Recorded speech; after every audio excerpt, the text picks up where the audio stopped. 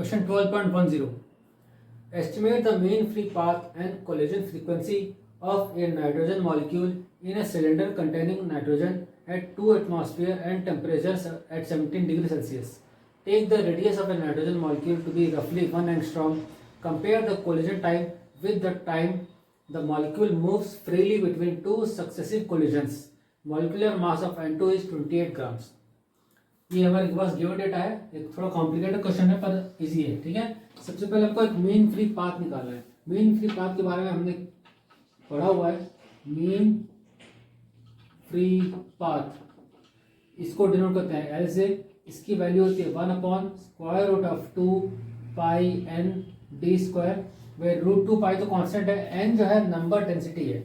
Number density in terms of number और Avogadro number, but यहाँ पर हमको नंबर डेंसिटी क्वेश्चन में दी नहीं हुई है। क्वेश्चन में हमको प्रेशर और टेम्परेचर दिया हुआ है। प्रेशर और टेम्परेचर के टर्म में आपको मेन फ्री पाथ निकालना है। इसके वैल्यू हमने पढ़ा हुआ है P V is equal to n R T होता है।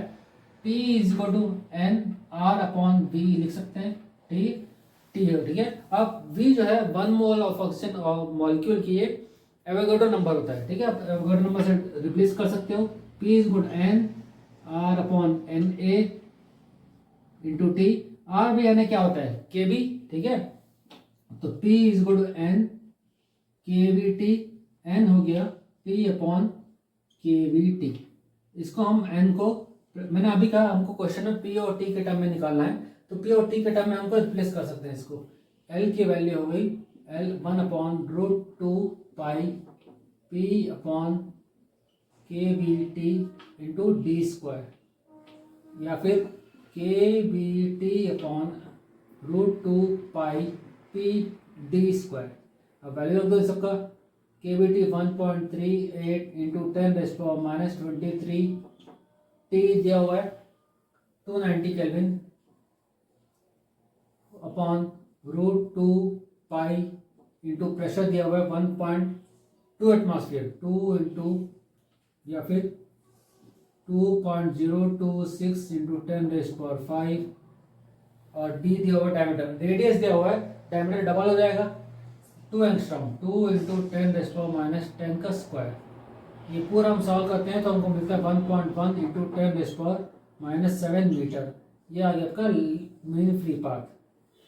एक और पूछा क्वेश्चन में कोलिजन फ्रीक्वेंसी। कोलिजन फ्रीक्वेंसी क्या होती है? कोलिजन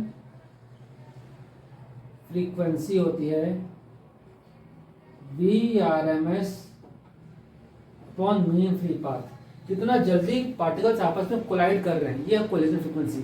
और ये डिनोट करता है पार्टिकल्स किस एवरेज स्पीड से ट्रैवल कर रहे हैं, क्योंकि हमारे पास एटम्स इतने छोटे छोटे हैं, एक पार्टिकल का वेलोसिटी फाइंड करना इट्स नियरली इम्पॉसिबल। तो आप ओवरऑल सारे पार्टिकल का एवरेज वेलोसिटी कैलकुलेट करते हैं, उसको हम बोलते हैं mean root mean square velocity. ठीक है, एक तरह की एवरेज वेलोसिटी एक तरह की।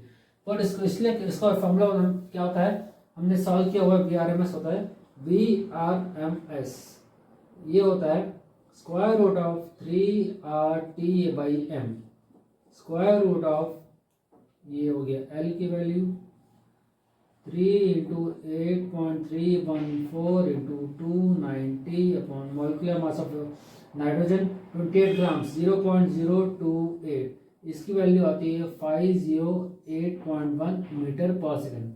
ये वही RMS वैल्यू। इस RMS वैल्यू को यहाँ रखना है और आपको जो वैल्यू मिलेगा mean free path collision frequency, collision frequency ये हो गया 508.1 अपॉन 1.1 इंटू 10⁻⁻7। अप्रॉक्स वैल्यू आती है इसकी 4.1 इंटू 10⁸ फ्रीक्वेंसी है। ठीक है, कितना जल्दी कोलाइड हो रहा है ये शो कर रहा है। ये इतने सेकंड हर्ट्ज, इतना कोलिजन इतना सेकंड में जल्दी कोलाइड हो रहा है पार्टिकल्स आपस में। ठीक है, नेक्स्ट आपको क्या फाइंड करने को बोल रहा है, mean free path collision time. Collision time क्या होता है? कोलिजन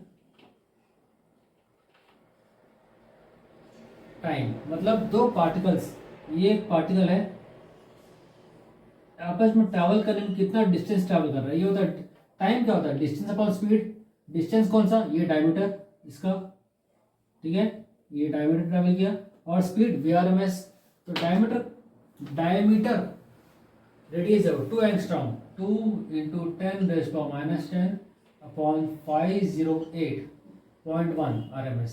तो कोलिजन टाइम आ गया 54 पॉइंट, या फिर ऐसे लिख लो 3.93, ठीक है, 3.93 इंटू 10⁻13 सेकेंड्स। ये आपका कोलिजन टाइम आ गया, कोलिजन टाइम, ठीक है, COL टाइम, ये आ गया कोलिजन टाइम।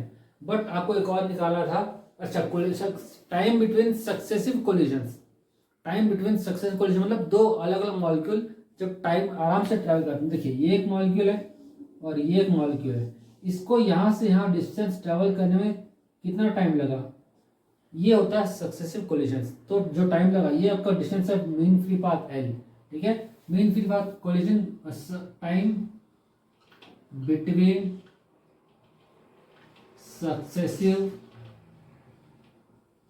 कोलिजन्स, ये भी टाइम है। तो mean free path upon VRMS, ठीक है, दोनों में डिफरेंस है, टाइम बिटवीन सक्सेसिव कोलिजन्स और ये कोलिजन टाइम, दोनों में डिफरेंस है, सेम नहीं है। ये आ गया L 1.1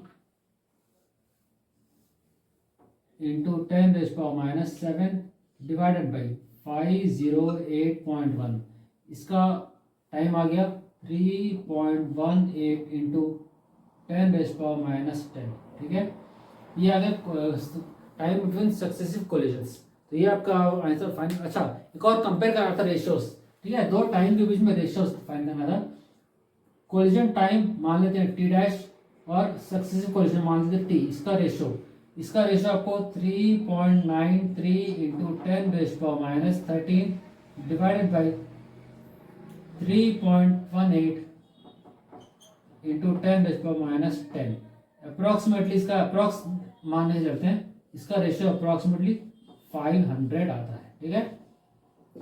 मतलब इन दोनों के बीच का रेशियो कंपैरिजन करने बोल रहा है, कंपेयर करना मतलब आपको रेशियो फाइंड करना होता है, और रेशियो इसका दो अलग अलग टाइम्स का रेशियो फाइंड करना होता है, मतलब कितना जल्दी ये आपस में कोलाइड स्ट्राइक कर रहे हैं एक दूसरे को, ये है 500।